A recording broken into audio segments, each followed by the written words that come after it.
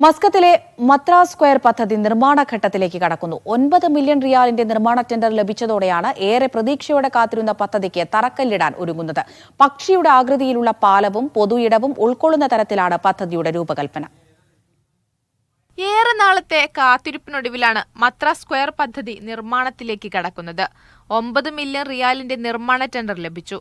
പദ്ധതി പൂർത്തിയാകുമ്പോൾ തലസ്ഥാന നഗരിയിലെ പ്രമുഖ വാസ്തുവിദ്യ ടൂറിസം ലാൻഡ്മാർക്കായി ഇത് മാറും. പക്ഷിയുടെ ആകൃതിയിലുള്ള പാലവും പൊതു ഇടവും ഉൾക്കൊള്ളുന്ന തരത്തിലാണ് രൂപകൽപ്പന ചെയ്തിരിക്കുന്നത്. മത്ര ഫിഷ് മാർക്കറ്റിന് നേരെ എതിർവശത്തായി സ്ഥിതി ചെയ്യുന്ന 7500 ചതുരശ്ര മീറ്റർ വിസ്തീർണത്തിലാണ് പദ്ധതി ഒരുങ്ങുന്നത്. സ്ക്വയറിന്റെ ഹൃദയഭാഗത്തായി കടലിലേക്ക് നീളുന്ന 64 മീറ്റർ പാലമുണ്ടാകും.